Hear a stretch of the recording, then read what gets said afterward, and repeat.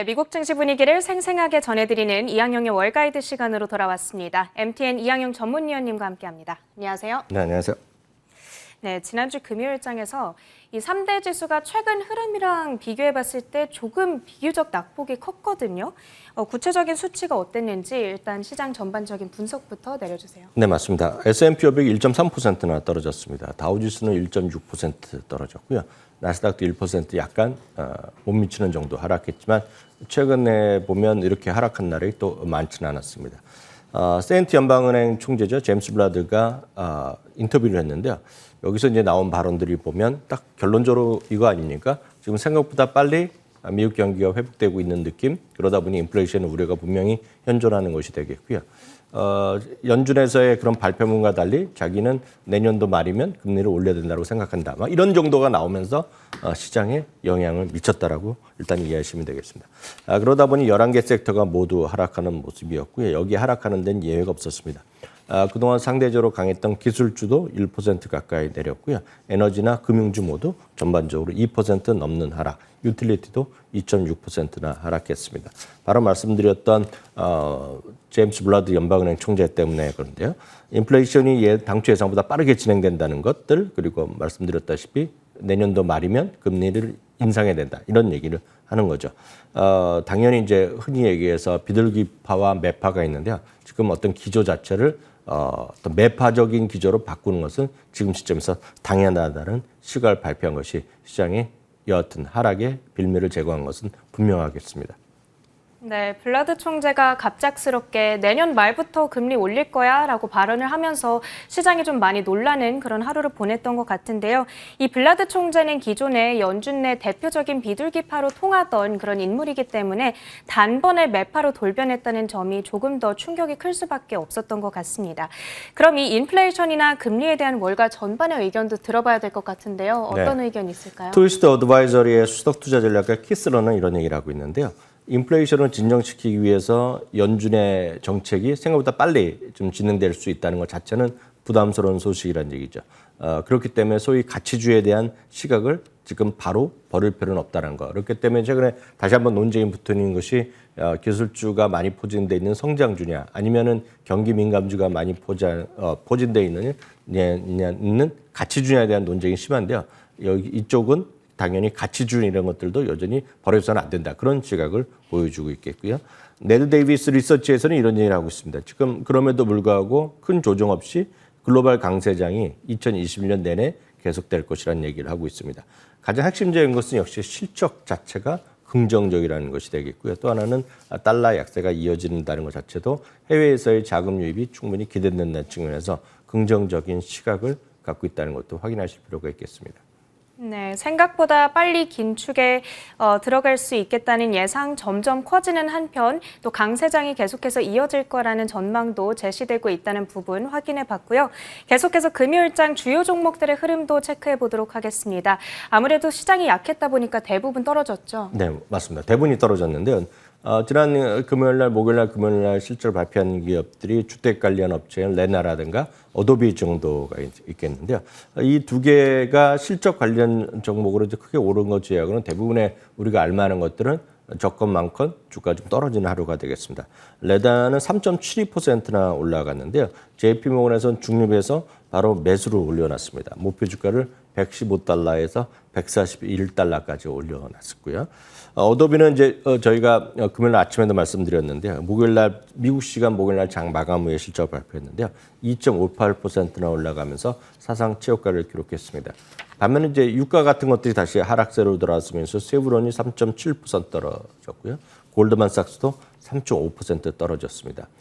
반면에 빅테크는 엇갈리는 모습이었지만 전반적으로는 선방하는 모습이었습니다. 최근 들어서 가장 강한 모습을 보여주고 있는 것들은 빅테크 중에서 역시 아마존이 되겠는데요. 아마존은 미국 시간으로 보면 월요일과 화요일 날 결국은 프라임데이를 시작합니다. 작년에는 늦어져서 10월에 했었는데요. 올해 이제 정상적으로 6월 달에 이제 시작을 합니다. 다만 이제 미국과 영국이 주로 참여하고요. 매번 이제 캐나다가 같이 했는데 캐나다는 이제 여전히 팬데믹 상황에 대한 우려 때문에 캐나다는 이제 연기를 한 상태라고 보셔야 되겠는데요. 여하튼 이번에 보면 지금 뭐 어도비에서 그 설문조사한 거나 어도비에서 조사한 걸 보면 올해 처음으로요. 사이버 먼데이, 사이버 먼데이는 크리스마스 다음이 되겠는데요. 사이버 먼데이 매출을 상회할 것으로 일단 보여지고 있고요. 주요 쇼핑데이 중에서는 온라인 매출을 최고 기록할 가능성이 큽니다. 다만 이제 사이버 먼데이는 블랙 프라이데이 다음에 있는 월요일인데요. 하루에 이제 110억 달러인데 이번에는 이틀 합쳐서 110억 달러에서 120억 달러를 상회할 가능성이 크다라고 얘기를 하고 있습니다. 한편 설문조사가 흥미로운데요. 어도비에서 설문조사한 것 따르면 소비자의 약 58%가 이번에 쇼핑에 참여할 거라는 얘기예요. 엄청난 비율이지 않나요? 뭐 엄청난 거죠. 그러니까 소비를 하는 미국 사람들이 그냥 다 한다라고 보셔야 되겠습니다. 그렇네요. 참고적으로 물론 이제 집안에서 혼자 사는 사람도 있고 가구에서 여러 명 사는 사람도 있는데요.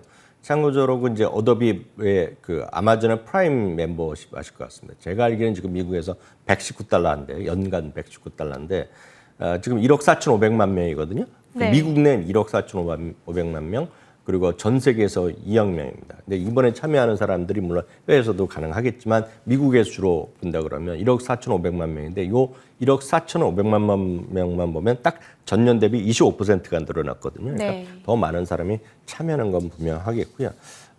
아마존뿐만 아니라 최근 들어서 또 하나의 이제 그 뒷단에서 쇼핑 사이트를 다 운영하는 것이 쇼피파이가 되겠는데 이거는 캐나다 회사입니다.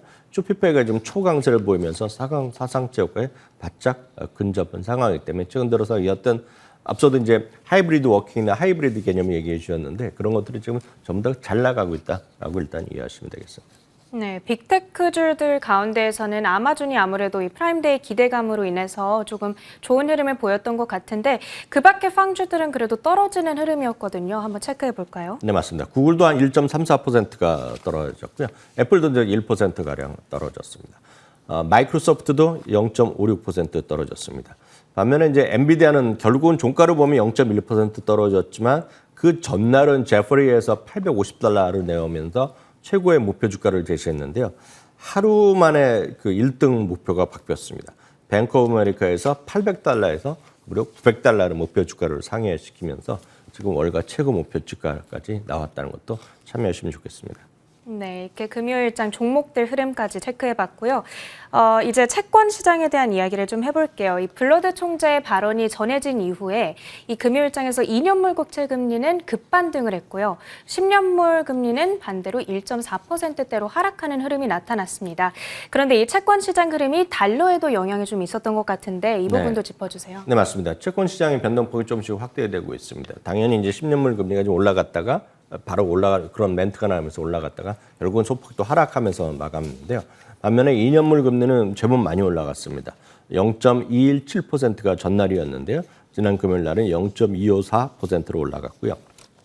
상대적으로 이제 금리가 올라간다 뭐 이런 얘기가 나오면 결국은 그날의 화폐 가치가 좀 올라가는 거죠. 왜냐하면 돈이 좀 들어올 테니까요. 미국 달러 지수는 지금 2개월 만에 최고치를 기록했기 때문에 우리나라에서도 원달러 환율이 조금씩 올라가는 그런 모습을 지금 보이고 있는데요. 어떤 달러 가치가 조금씩 회복하고 있습니다만 앞서 말씀드렸다시피 장기적으로인 달러 가치에 대해서는 여러 가지 논쟁이 여전히 있다라고 보셔야 되겠고요. 그 달러와 반대로 가는 것이 결국은 상품 시장이거든요. 금값은 $1,760. 얼마 전에 이제 1920을 계속 갔던 것이 불과 한 달 전인데요. 지금 다시 $1,760 수준까지 내려온 상황이 되겠습니다. 네, 금요일장 증시 분석은 여기까지 마쳐보도록 하겠습니다. 지난주 주간 단위 흐름도 체크를 해보도록 할게요. 일단 지수 상황 자체는 굉장히 좋지 못했던 것 같아요. 네, 맞습니다. 다만 이제 심리적으로 느끼는 거는 많이 좀 다르실 것 같습니다.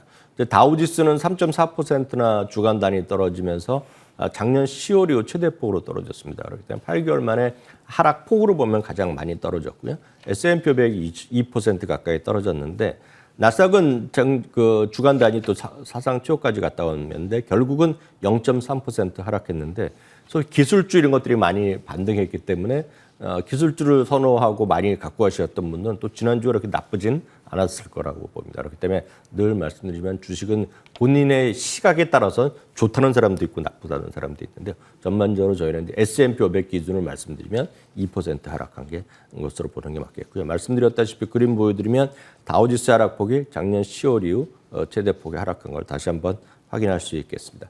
섹터별로 보면 기술주만 이제 강보합을 기록했고요. 여타 섹터가 모두 주간 단위를 보면 하락한 모습이 되겠습니다.